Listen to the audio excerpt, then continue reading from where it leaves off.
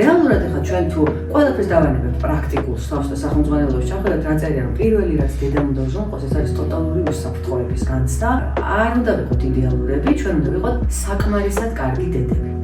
დრო არ ამაქვს ჩემი შვილისთვის ეს ნიშნავს რომ მე არ ვიყავი მზად მშობლობისთვის. მასთან ერთად მეორე გზავნილი რაც მშობლისგან უნდა მიიღოს ეს არის რომ შესასრულებელი ხარ, მე გელოდებოდი.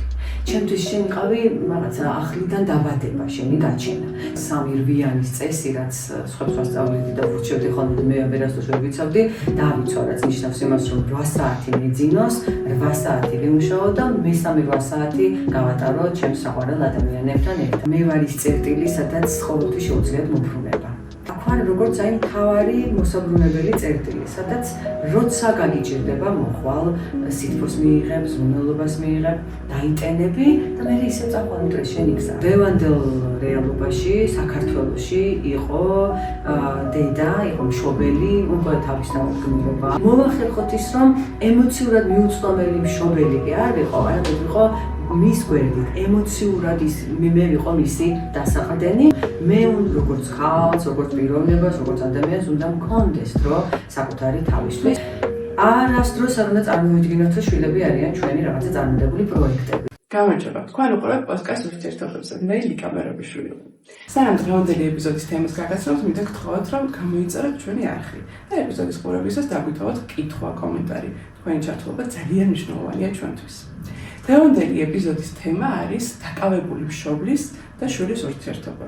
რამდენად ახდენს დედის ან მამის ფიზიკურად არაყოფნა შვილთან შვილის თვითშეფასებაზე გავლენას ან მის უსაფრთხოების განცდაზე. ნატა ასათიანი ფსიქოლოგი არის დღეს ჩვენთან სტუმრად და ნატა გაგვიზიარებს არა მარტო თავის პროფესიულ ცოდნას, არამედ საკუთარ გამოცდილებასაც.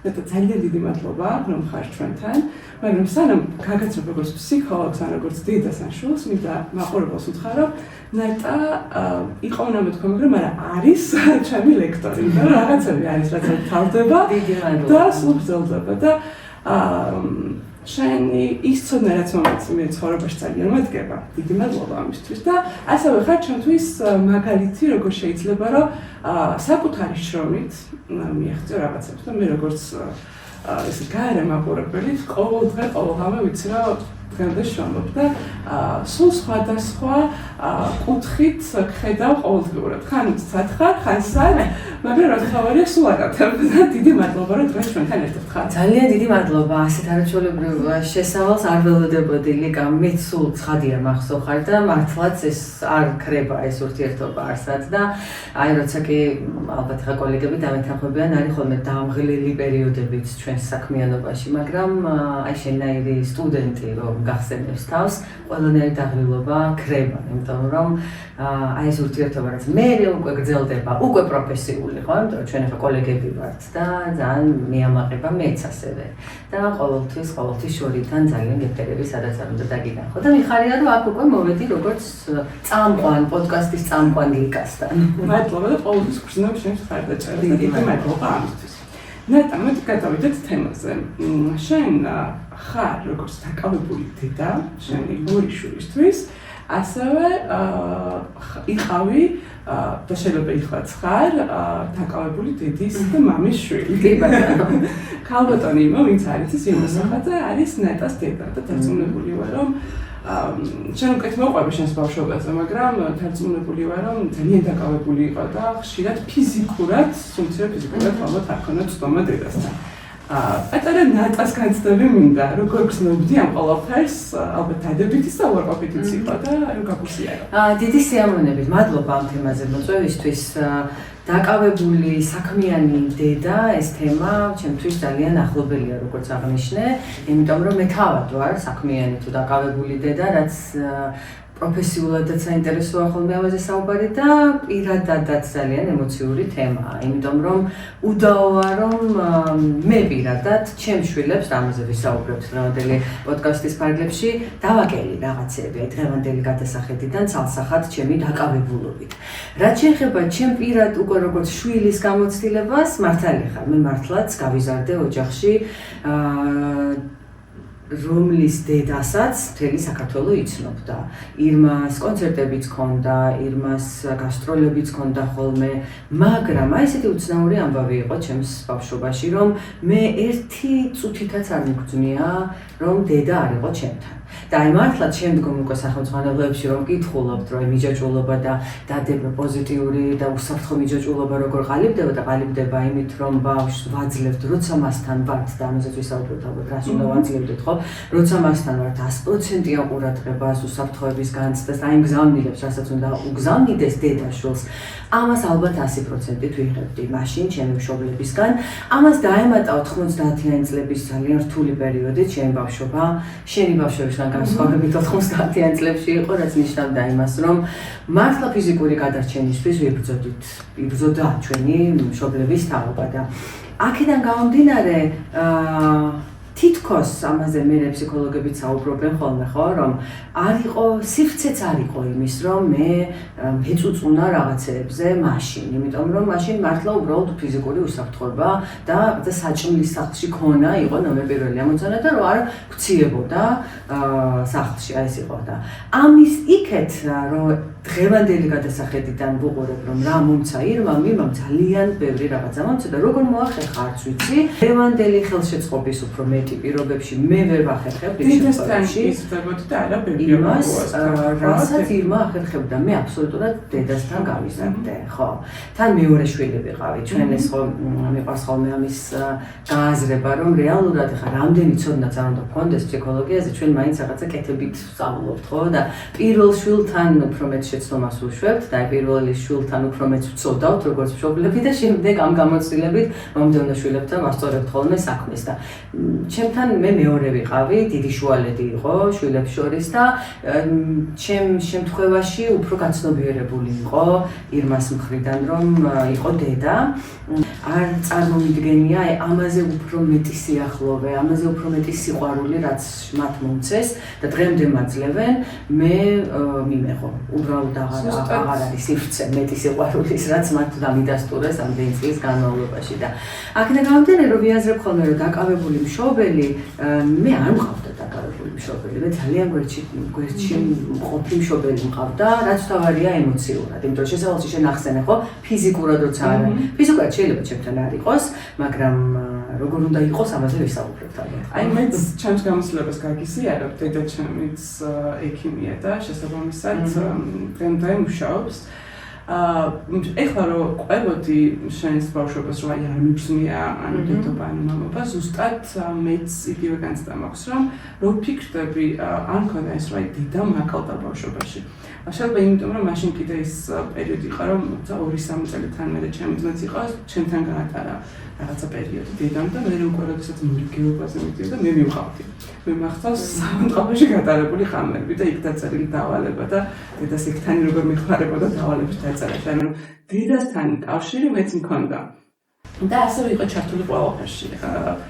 ჩემს რაღაცას სამაგიდო თამაშობს, ხო თამაში და განვითარებაზე ზრუნავდა, ჭადრაგზე შეგვიყვანო და ჩემით და ვფიქრობ, რომ ის სიამაყე, აი და დარწმუნებულება შენც იგივე განცდა გაქვს, რომ დედის პროფესიიდან გამომდინარე, რაც მოდის, დღემდე მომყვება. მე და ჩემი ძმა გავთვითცნობიერებლად, აი რომ მითხარ ხო თავი ვდგება, ეგრევე გეტყვი, დედა ჩემს დაგალაპარაკებ და ეს ცოტა დიდ ასაკში გავიაზრე, რომ ეს არის სადღაც შინაგანად სიამაყის განცდა, უბრალოდ პატარა ასაკში ამას ვერ ხვდები და აკეთებ როცა მექანიკურად. და როცა ვადარებ თუნდაც აი ჩემი მეგობრების ცხოვრებას, ვისაც დედა სახლში ყავდა, მთლიანად ჩართული ბავშვის ცხოვრებაში. ძალიან მჭირდათ დიდისგან გამოსვლა და დამოუკიდებლობის მოპოვება და ძალიან რთულ გზას გადიოდნენ და გადიან დღემდე.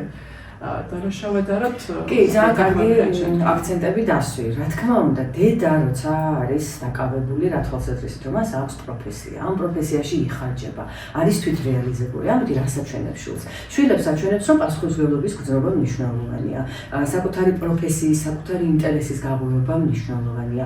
ასევე პატივისცემასაც, საზოგადოებაში პატივისცემას ხარ ექიმის შვილობა, ხვდები ეს როგორი საამაყო იყო, ხო? და საამაყოსთან ერთად დღემდე როგორი იმედია.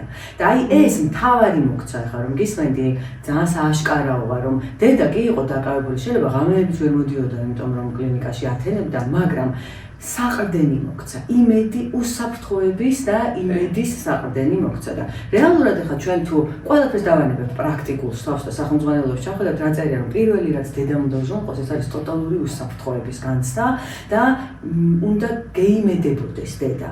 უნდა იყოს ის სივრცე, სადაც ყოველთვის მიგესწრება, სადაც ყოველთვის მოგეფერებიან. ეს არის რაღაცა მართლა სიცოცხლის ხე, ხო, რომელსაც თავში აფარებთ, დაგიჩრდილავს, საკვებს მოგცემს.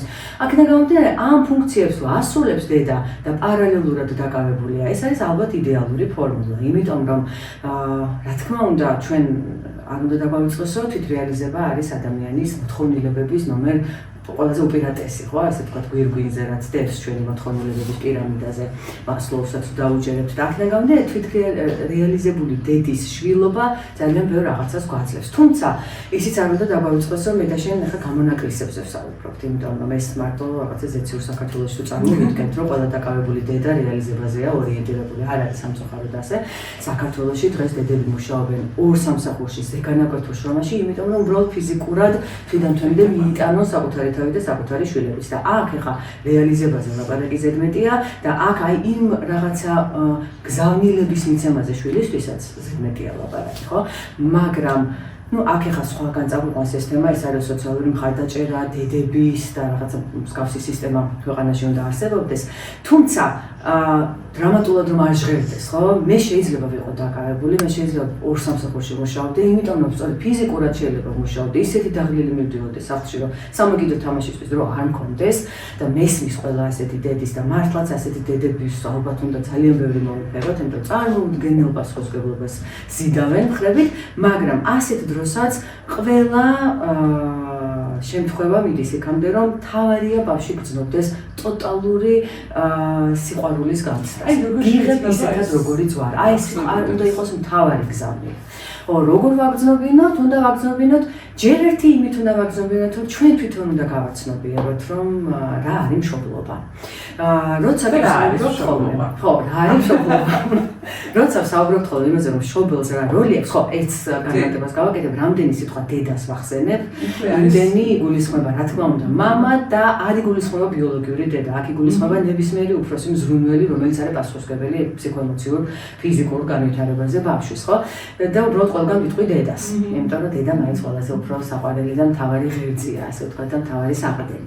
ერთი სიტყვით, როცა ჩვენ ვიაზრებთ, რომ დედა მე არა მარტო მაძლევს სიცოცხლეს პირდაპირი მნიშვნელობით, საკვებს პირდაპირი მნიშვნელობით. გარდა ამისა, მე დედა კიდევ გავლენას ჩემს განვითარებაზე ახდენს იმ თვალსაზრისით, რომ ჩემი ფსიქიკის ფორმირების მთავარი შემოქმედია.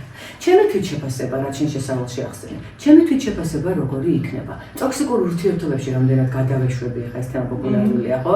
რამდენად ჯანსაღ ურთიერთობებს ავაწყობ, თვითეფექტურობა როგორ მაქვს განვითარება. აი ამ ყველაფერზე გავლენას ახდენს ჩემი წინარე ბავშვობის დროინდელი გამოცდილება და მინჯაჭულობის ის ფორმა, რომელიც მე დედასთან მქონდა.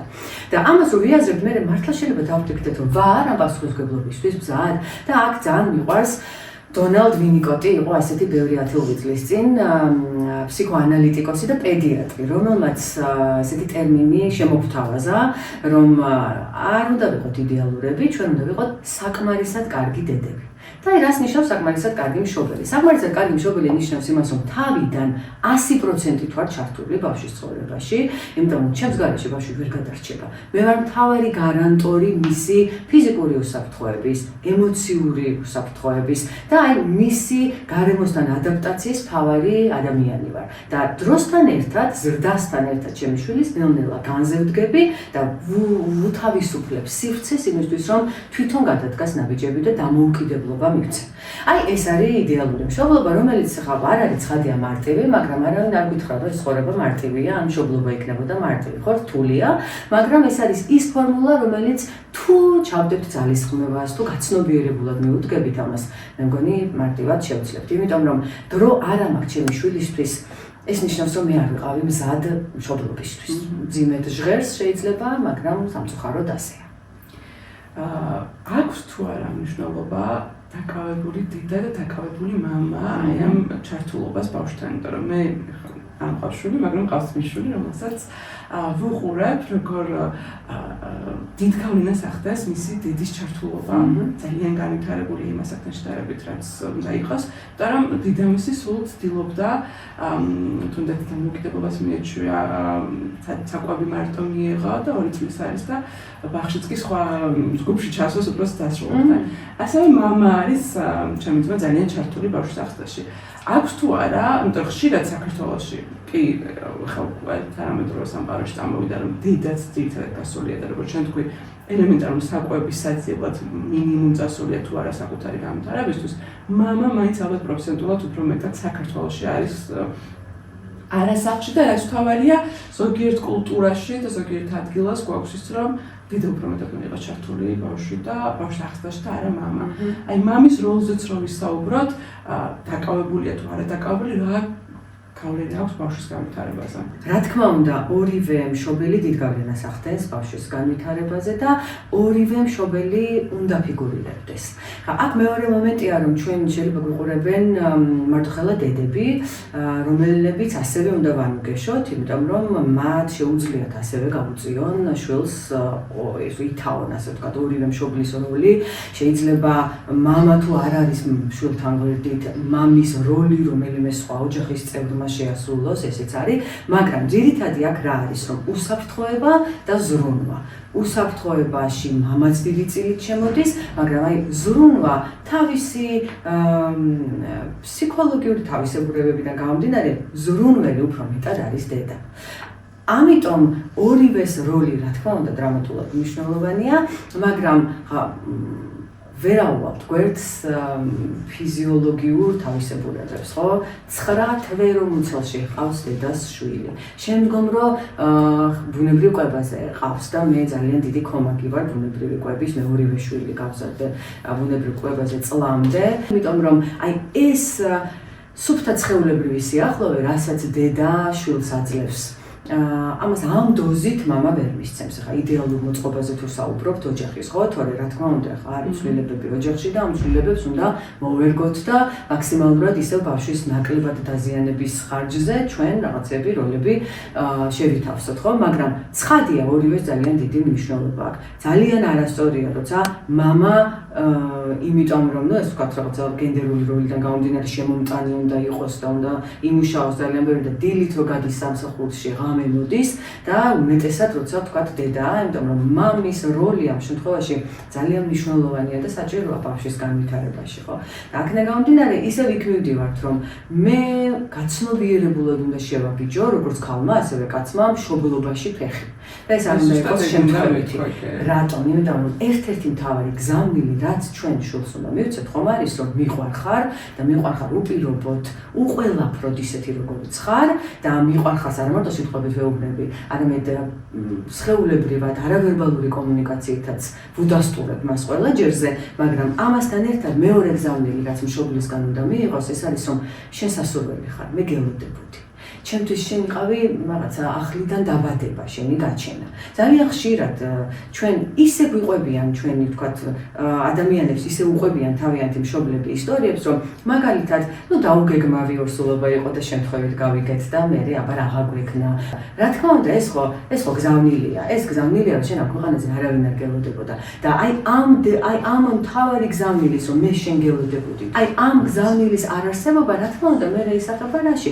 ტოქსიკურ ურთიერთობებში შესვლით. იმით რომ მე არა ვარ სიყვარულის ღირსი და მუდმივად უნდა დავიმსახურო სიყვარული, ეგრეთ წოდებული people pleaser-ი ვარ და ასე შემდეგ, ხო? შენ ხარ ჩემი რაღაცა მზის სხივი, აი ეს უნდა იცოდეს შვილმა. და აი ეს როცა ვიცი მე შვილმა, საკმარისია. დედა შეიძლება იყოს დაკავებული, დედა შეიძლება ფიზიკურად ჩემს გვერდით არ იყოს, მაგრამ ემოციურად მიუწვდომელი არ არის ჩემთვის. ემოციურად ის ჩემს გვერდით არის, იმიტომ რომ იგივე ყველაფერი აბსოლუტურად თვითრეგულაცია ემოციური, თვითეფექტურობა უკვე ვახსენეთ, ყველა ის კომპონენტი, რომელმაც მე ჯანსაღი, რაღაცა გარემოსთან ჰარმონიული და ჩემს საკუთარ თავთანაც ჰარმონიული ურთიერთობით უნდა მაცხოვროს, აი ამას საფუძველი ეყრება ბავშვობაში. და გამესმის, რომ დაკავებული უნდა შეიძლება ვიყოთ ყველანი, მაგრამ იმ დაკავებულობაზე უფრო მნიშვნელოვანია დავიჯერო, ის დაკავებულობა უფრო მნიშვნელოვანია დავიჯერო, ვიდრე ჩვენი შვილის ჯანსაღი სტარტი ამ ძალიან რთულ ცხოვრებაში. გეთახმები. ახსენე მზაობა მშობლობისთვის და როგორც წესი არც ქართულ კულტურაში უმეტესად მაინც ქალი არის ხოლმე თითქოს მზად მშობლობისთვის და მამა აღმოჩნდება რომ ნაკლებად ან ჩართული ან შეიძლება იქნება გამოდე რომ მზად არ იყოს ოჯახური პრობლემებიც ხშირად გამიგია რომ შვილის გაჩენის შემდეგ დაარსებულა ოჯახური ცხოვრება. შეიძლება მშობლობა ძალიან ჩაძეს გადასწრები კარგია პარაში საინობა მაგრამ რასაც მე ვუყურებ თუნდაც იგივე ჩემს შვილთან მიმართებაში საკმაოდ რთულია, ძალიან რთულია ყოველდღიურ ცხოვრებაში აკეთო ის რაც სჭირდება და ქალს და შვილსაც სჭირდება როგორც ქალ-ქმარი, ქმრის მეორე ნახევრის ჩართულობა, ასევე შვილს მამის ჩართულობა და ჩემს შვილს ძალიან ხშირად ელოდება ხოლმე მამას და ახსენე ასევე შეიძლება ფიზიკურად არ იყოს, მაგრამ ემოციურად იყოს და ის ხარისხიანი დრო გაატაროს მასთან, თუნდაც თამაშით, ერთად ფასლების აწყობით, ერთად სადღაც გასეინებით, არის ძალიან საუბრით, რაც ძალიან მნიშვნელოვანია და მეც ვცდილობ ხოლმე რომ თუნდაც იგივე ნიას ჩემს შვილს ხშირად ესე ვისაუბრო რაღაცებზე, რაც გარშემო ხდება. ნეტა, ეხლა რომ გადავიდეთ რა ხდება ამჟამად შენს ოჯახში, შენი შვილები, როგორ იღებენ იმას, რომ უმეტესწილად ხარ გარეთ დაწონებული რომ ამაყობენ, იმიტომ რომ ხარ ძალიან ლამაზ და წარმატებული დედა, მაგრამ აი შინაგანი განცდები თუ გაუზიარებთ, ან შენ თუ ხედავ, მესმის რომ დედას არასდროს არ მიაჩნია საკმარის დროს ატარებს შვილს და შენ ამით დაიწყე. ყოველთვის საკუთარი თავის დადანაშაულება მესმის ხოლმე დედების ხვიდან, რომ იმდენ დროს ვერ ვატარებ, მაგრამ როგორც აღმოჩნდა, როგორც შენი შვილის პოზიციაში და მის შვილის პოზიციაში თუ მე ვამაყობთ ასეთი დედებით. და დაწონებული რომ შენი შვილების შემთხვევაში იგივე ხდება. შენ როგორ ხედავ აი ამ არ ვიცი ამაყობენ თუ არა, ან იამაყებენ თუ არა, ან რა მაქსა ამაყო ესეც, მაგრამ ეს რომ გვერდით გადავდოთ, კი, მე განცდის დონეზე მაქვს რომ ბევრი დავაკელი ჩემი დაკავებულობით, ჩემს შვილს. განსაკუთრებით უფროსს ისევ, იმიტომ რომ მაგალითად უფროსმა ისე აიდგა ფეხი, რომ მე მის გვერდით არ ვიყავი იმ მომენტში. და გულწრფელი თუ ვიქნები, რა თქმა უნდა, ამაზე ხშირად მეფიქრება. თუმცა მე მაშინ სხვა გამოსავალი არ მქონდა, იმიტომ რომ მე მუშაობდი ისეთ სამსახურში, რომ მე იმ სამსახურს დავკარგავდი, მე რომ გადამეწყვეტა, რომ ახამძლებებ ჩემ დეკრეტულ შვებულებას. აქედან გამომდინარე, ხო, მე რაღაცები ვფიქრობ დავაკელი, თუმცა აი ამ მაშინდელმა დაკლებამ მე მომცა ძალიან დიდი გამოცდილება და აი მეორე ბავშვთან უკვე რაღაცები გამოვასწორე და უკვე პირველთანაც, რა თქმა უნდა, როცა კი აი ეს გაცნობიერებაც მოვიდა, თან ასაკიც მოდის, მე უკვე მეც უფრო მეტად გავხდი ფიზიკურადაც მათ გვერდით მყოფი. თუმცა ხო, აი ამით როგორც ყველა სხვა დედას ვამშვიდებ ხოლმე მეც, ასევე შემიძლია საკუთარი თავი დამიმშვიდო ხოლმე, რომ თავარი მართლაც ის ხარისხია დროის, რა დროსაც ჩვენ ვუთმობთ ბავშვს. შეგვიძლია რომ დაიწყე რა დააკრე და რა მიეცე ეგეც გვიქნება. რა მიეცე? ხო, მე მგონია რომ საქმიანობით, წარმატებულობით მივეცი ალბათ ის რომ შრომის ფასი ვაჩვენე და მე ალბათ მივეცი დავანახე ის რომ ადამიანი ყველა ასაკში უნდა ვითარდებოდეს. აი ხო გუშინ და გუშინ წინაც მაქვს ხოლმე დღეები რომ რაშვება დედა და მეცადინეობს ერთმანეთს ეუბნებიან ეს. რომ აი ნებისმიერ ასაკში არ არის წერტილი, სადაც უკვე ადამიანი აღარ უნდა განვითარდეს, რაღაცა ახალი არ უნდა გაიგოს, ხო? მით უმეტეს ამ სამყაროში, სადაც ზღვა ახალი ინფორმაცია, კომპიუტერს დავკეცავ ხო, დავდებ ხოლმე და 24 საათში სიტყვაზე რომ გავშლი და შევალ, 50 ახალი საერთაშორისო მასშტაბის სტატიაა დაბეჭდილი ჩემ თემაზე, რომელსაც ვთქვათ მე ვიკვლევ, რასაც ბულინგი ეწოდება და აი როგორ შეიძლება რომ აი აქ ტემპი შეანელო, ხო? თუმცა აი ამ ტემპის შეუნელებლობის ფონზე, რა თქმა უნდა, ბავშვებსაც სჭირდებათ ყურადღება, მაგრამ მე მგონია რომ აი ბოლო წლებში უფრო მოვიდა ეს რაღაცა იდეალური ბალანსი ჩემს ცხოვრებაში. პატარა რომ ხარ რაღაცებს მაინც რაღაცების ხარჯზე აკეთებ და ეს ბოლო წლებია მაგალითად ვცდილობ რომ ეს 3 რვიანის წესი რაც სხვებს ვასწავლედი და ვურჩევდი ხოლმე და მე ვერასდროს ვერ ვიცავდი დავიცვა, რაც ნიშნავს იმას რომ 8 საათი მეძინოს, 8 საათი ვიმუშაო და მესამე 8 საათი გავატარო ჩემს საყვარელ ადამიანებთან ერთად. დავხურო კომპიუტერიც, წიგნიც, ლეპტოპ, ყველაფერი, ტელეფონიც გადავდო რა თქმა უნდა და აი ესე ხარისხიანი დრო დავუთმო მათ, იმიტომ რომ ეს მათთვის დათმობილი დრო ისევ შენთვის არის, იმიტომ რომ ამაზე მეტად არაფერი არ გავსებს და არაფერი არ ხიბლავს. და აქედან გამომდინარე ხო რა ვიცი, მე მგონი მინიმუმ იმას მაინც ვაკეთებ, ალბათ ეხლა ჩემ პირად გამოცდილებაზე რომ გავამახვილო ყურადღება, რომ მათ იციან, რომ მე ვარ ის წერტილი, სადაც ყოველთვის შეუძლიათ მომბრუნება. ბავშვები ყველაზე რთულია ხა დედის კონტექსტში თუ ველაპარაკებთ, რა თქმა უნდა, ბავშვობაში როცა ბავშვზე ზრუნავ და ფიზიკურად მის გარდაწყობაზე ხარ პასუხისმგებელი, ძალიან დიდი სირთულეა, მაგრამ ნუ გავდივართ ამას, ხო? მაგრამ მეორე მომენტი დგება, როცა ეს ეთიკეტიც უყვართ ხოლმე ბოლო დროს, ხო, ჭიყულარის გადაჭრის ფსიქოლოგიური მომენტი დგება და აი ეს უფრო რთულია რიგ შემთხვევებში, იმიტომ რომ აი ეს ბალანსი დაიცვა, რომ ბოლომდე ჩართული არ იყო და გადაფუფრილი დედა არ იყო და დისტანცირდა და უყურებდა იმას, რომ შეიძლება რაღაც შეცდომასაც ვაკეთე უშვებს ბავშვი, მაგრამ მისი გზაა ეს, მისი შეცდომების გზა არის, რომელთაც უნდა ისწავლოს, ხო?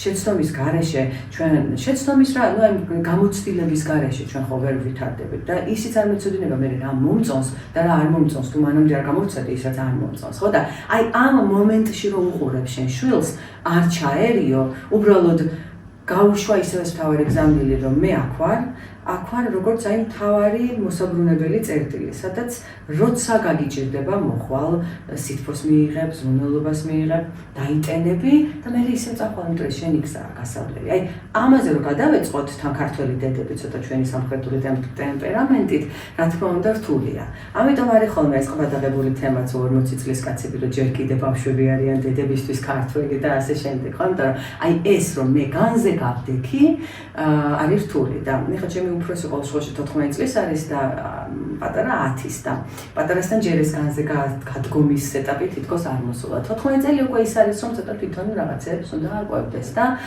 ნაკლებად უნდა ვიყო ასე 100%-ით მის ცხოვრებაში წარმოდგენილი და პატივს ვცემდეთ მის გადაწყვეტილებებს. ბავშვებმა, შვილებმა უნდა იცოდნენ, რომ მის გადაწყვეტილებას პატივს ვცემს დედა. და აი ამდენი გზავნილი, რაც ახლა ჩვენ ჩამოვთვალეთ, ხო, რომ გიღებ უპირობოდ, მიყვარხარ უპირობოდ, შენს გადაწყვეტილებებს პატივს ვცემ, შენ ცხოვრებას პატივს ვცემ, შეგიძლია მომეყრდნო და მე ვარ შენი ათვლის, ასე ვთქვათ, წერტილი, რომ იმოგზაურე, მართლაც ეს უძღები შვილის იგავი იქნება თუ ნებისმიერი სხვა ლიტერატურული გმირი, ხო, რომ უნდა წავიდეს, უნდა მოიაროს მთა და ბარი და იცოდეს, რომ ყოველთვის ეგულები ის მთავარი სივრცე, სადაც მიიღებს უპირობო ისევ სიყვარულს და სითბოს და აი ამ პროცესში ვართ ახლა, ასე ვთქვათ. მე გამახსენდა, წაღან ახსენე, დედისგან სწავლობს შრომას და გამახსენდა ერთი ჩემი მეგობრის ისტორია, რომელმაც თავის შვილზე მითხრა, რომ სულ დავატარებდი ჩემს საქმეებზე, იმიტომ რომ არ მყავდა დამტოვებელი. ხო, და ეს მითხრა, როგორც უარყოფითად, რომ აი ცოტა დიდობა ვასწავლე, მგონი არასწორად ვიქცეოდი, მაგრამ რეალურად საბოლოო ჯამში მივიღეთ ის, რომ რაღაცა ერთ-ერთ დღეს კითხვა უჩნდებოდა, რომ ადამიანები რომლებიც არ შრომობენ, საიდან შოულობენ ფულს, ასე ვხეშად და რა ვთქვათ. და მისთვის დედა გახდა ის, რომ შრომა ასოცირდება თუნდაც იგივე ფულაც ახსრებთან და ასევე რაც თავარია, შრომა ძალიან მნიშვნელოვანია. დედამ არა უარყოფით, არამედ დადებითი როლი ითამაშა შვილის ცხოვრებაში და თუმცა დედას განცდა ჰქონდა, რომ ეს იყო მისთვის რაღაცა მისგან არასწორი საქციელი. ხშირად აი წაღან შენს გაკვირდებოდი და დაიწყა ის, რაც დააკელი და არა ის, რაც მეც. მოდი დედებს მივცეთ რჩევა, იმიტომ რომ მე მქონია ესეთ შემთხვევა, რომ ჩემს მეგობარს ჰქონდა განცდა, რომ მგონი არ ვარ საკმარისად კარგი დედა. და დაკავებულ დედებს ალბათ ეს კიდევ უფრო მეტად აქვთ ეს განცდა. რჩევა მივცეთ, როგორ შეიძლება, რომ პირველ რიგში ალბათ თვითშეფასებაზეც მოქმედებს, განწყობაზეც, მაგრამ შვილთან ურთიერთობაში რასე გამახმო ყურადღება, როგორ იგზნო თავი კარგად და როგორ იგზნო კარგ დედაც თავი, რაც მნიშვნელოვანია შვილისთვის. რამდენი დედაც არის და რამდენი მამაც, იმდენი შფოთვა, იმდენი დარდია, იმდენი ძალიან სუბიექტური განცდებია. აქედან გამომდინარე, ერთი შემიძლია დასაწყისში ვთქვა, რომ დღევანდელ რეალობაში საქართველოში იყო დედა, იყო მშობელი, უკვე თავისთავად გმირობა. იდეალური არ უნდა ვიყოთ. იდეალურების ადგილი არის მუზეუმში მიხვალ და ათვალიერებ წარმოყავ. ხო, ჩვენ ადამიანების მთავარი ხიბლი ჩვენს დაკლოვანებებში, მინუსებში და ადამიანურ რაღაცა თავისებურებებშია. და აი, აქედან გამომდინარე, მე ვერასდროს ვერ ვიქნები იდეალური, მაგრამ მე შემიძლია ვიყო საკმარისად კარგი ჩემი შვილისთვის, ისევ იმ კონტექსტში, რომ თავარი რაღაცა მივცე შვილს. თავარი ეს არის სწორედ ის, რომ რა დროსაც მასთან ვატარებ, იმ პერიოდის მანძილზე ვიყო ემოციურად ხელმისაწვდომი, რამდენჯერ არის ხოლმე ხა ალბათ ჩვენი მსმენელები თუ მაყურებლები საკუთარ თავს ამოიცნობენ და მეც ხშირად დამართნია, რომ ტელეფონი მიჭირავს რაღაცას ვკითხულობ და მელაპარაკება ბავშვი და უცებ დადე რა ტელეფონი მეუბნება, რატო? იმიტომ რომ არ არის, იქ არ არის ემოციურად ბრძნობს რომ მე მასთან არა ვარ. და აი მოვახერხოთ ის რომ ემოციურად მიუწვდომელი მშობელი კი არ ვიყო, არამედ ვიყო მის გვერდით ემოციურად ის მე ვიყო მისი დასაყრდენი, იცოდეს რომ მიყვარს უპირობოდ და იცოდეს რომ ნებისმიერ შემთხვევაში შეუძლია მოსვლა ჩემთან, სადაც მიიღებს უპირობო სითბოს და ჩახუტების, ასე ვთქვათ, ძალიან დიდ ემოციას, რასაც ვთქვათ, გავუზიარებთ ჩვენ შვილს და დანარჩენი, რა თქმა უნდა, არის უამრავი პრობლემა, უამრავი სირთულე ურთიერთობებშიც, ცხოვრებაშიც და ესეც არის სადღაც ხიბლი ცხოვრების, რომ ამ სირთულეებში გავიკვლიოთ გზა. კი, საუბარი კომუნიკაცია, მასთან ერთად თამაში, თუნდაც ფილმის ყურება. სამსახურში მათ წაბანა და მე გამახსენდა უცებ პატარა ნატა, როგორ ღერის დედასთან ერთად ალბათ ესეც ერთ-ერთი. კი, მე ღეროდიში გადაშიქ და ხო, მე ფილარმონიაში მივდიოდი ხოლმე ძალიან ხშირად და ისე მახსოვს, რამდენი ჩავივდი ფილარმონიასთან ეს ემოცია ყოველთვის მარხოვნე და აი ესეც რაღაცა ჩემი ნატას ბიოგრაფიის ნაწილია, ხო, რომ თქვა დედასთან ერთად მიდიოდა სამსახურში და ამ დეტალებს რა თქმა უნდა აქვს ძალიან დადებითი ჩემთვის მე რასაც მაგალითად სამწყობაში ვატარებდი ექიმია არ გამოსულობდა არც არც მქონია, მაგრამ იქ იყო დედასთან კომუნიკაცია და დედის სამყაროში ტრიალი, ასე ვთქვათ, თუნდაც სადაც ის მიდიოდა რომ მიყვებოდი მეც. ესე ძალიან მნიშვნელოვანია. და კიდევ ერთი, როცა ჩვენ საუბრობთ იმაზე, რომ დედებს აქვთ განცდა, რომ არიან არასაკმარისად კარგები, ასე დროს რასაკეთებს როგორც წესი ქალი, რომ საკუთარი თავისთვის დროს აღარყოფს. იმიტომ რომ საკუთარი თავისთვის დრო დანაშაულია, იმიტომ რომ საკუთარი თავისთვის თუ გამოყო დრო, ამ დროს ართმევს თავის შვილს. და ესეც ძალიან დიდი დათვური სამსახურია, რაც შეიძლება ჩვენ გავუკეთოთ საკუთარ თავს. იმიტომ რომ მე როგორც ქალს, როგორც პიროვნებას, როგორც ადამიანს უნდა მქონდეს დრო საკუთარი თავისთვის. შენი შვილის გამო, იმიტომ რომ შვილს ჭირდები, როგორც წარმატებული, ასე ვთქვათ, ლამაზი, მოწესრიგებული, შინაგანად რომ ბედნიერი იყო, აი ესეთი დედა ჭირდება. შეიძლება მინახავს ბავშვებს ვთქვათ, რომ სხვაზე მოსწონებიათ რაღაცა, დიდა შენც ესა ჩაიცვი, ან რა, იმიტომ რომ მისთვის ეს არის რაღაცას, არ ვიცი, გაბრანჯვის მომენტი და უნდა რომ დედაც ესეც ხო, აქედან გამომდინარე, დედამ საკუთარი თავისთვის დრო უნდა გამოყოს. ეს დრო შეიძლება კი ბატონო სალონში წავიდეს, შეიძლება ფილმს უყუროს, შეიძლება უბრალოდ დაჯდეს სადღაც სიჩუმეში და რაღაცა მისთვის ადრე რასაც აკეთებდა და რაც ემონებას გული და ის საქმე აკეთოს, იმიტომ რომ მართალია დედა სჭირდება ბავშვს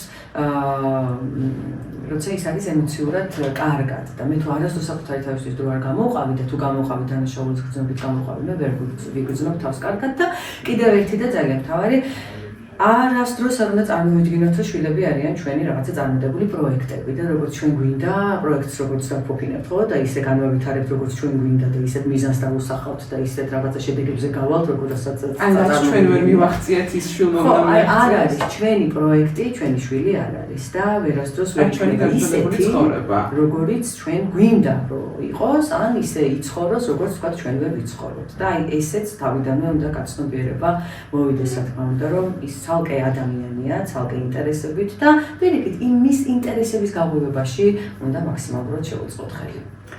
რომ წავიდეთ დასასრულისკენ შევაჯამოთ, მე მანამდეც ვფიქრობდი, ახლა შენც რომ გისმენ, კიდევ უფრო მეტად გამიგეცდა იმის შეგრძნება, რომ ძალიან მნიშვნელოვანია ქალი იყოს რეალიზებული. იქნება ეს, როგორც შენ აღნიშნე, საკუთარ თავთან, თუნდაც წიგნი წაიკითხოს ან ისეინოს, ჩოგბურთი თამაშოს და ასე შემდეგ, ან სამსახურში პროფესიულად და შვილისთვის ეს ძალიან მნიშვნელოვანია, დედა გრძნობდეს თავს კარგად. ეხლა მინდა რომ სულ ბოლო ეტაპზე გადავიდე ამ პოდკასტის პატარა ესეთი ტრანზიციასავით ჩამოვაყალიბეთ, რომ სტუმარი თემატურად მისვავს კითხვას და ეს იქნება ბოლო რაც მინდა რომ გთხოვო. დიდი სიამოვნებით, შენ ძალიან საინტერესო ცხოვრებით ცხოვრობ, რასაც სოციალურ ქსელებში გადევნებ თვალს და მოდი აი გითხარი შენი პირადი გამოცდილებით, რას აკეთებ შენ იმისთვის, რომ თვითეფექტურობის განცდა გქონდეს? და თვითრეალიზების. შენ დაიწყე ეს პოდკასტი იმით, რომ იქიდან გამომდინარე, როგორც მე სტუდენტმა შენ გითხრა, რომ ჩემ ძალიან მნიშვნელოვანი ლექტორი იყავი და გარკვეული როლი ითამაშე ჩემ ცხოვრებაში.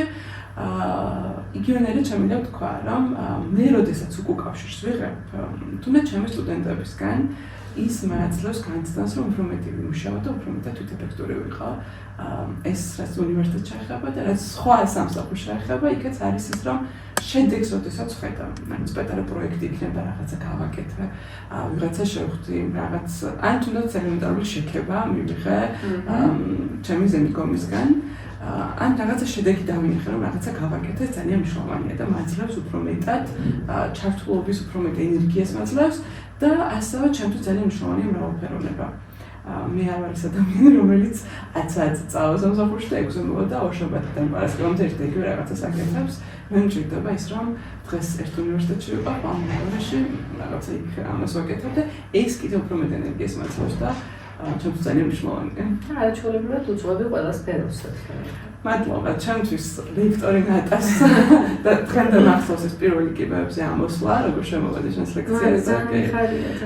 და ჩემს წონას როგორც გითხარი, ისეთ საგანს მასწავლე თან, რაც მთელი ჩემი ცხოვრება, თუნდაც ახლა ამ პოდკასტშიც მადგება, ეს არის საჭირო, რომ სიტყვის გამოსვლა და დიდი მადლობა ამისთვის. მადლობა სტუმრობისთვისაც. დაგემშვიდობებით და როგორც გთხოვეთ, დაგაგვიზიარეთ თქვენი აზრი, რა მოგეწონათ, ან რა თემას ისურვებთ მომავალი ეპიზოდისთვის. ნახვამდის.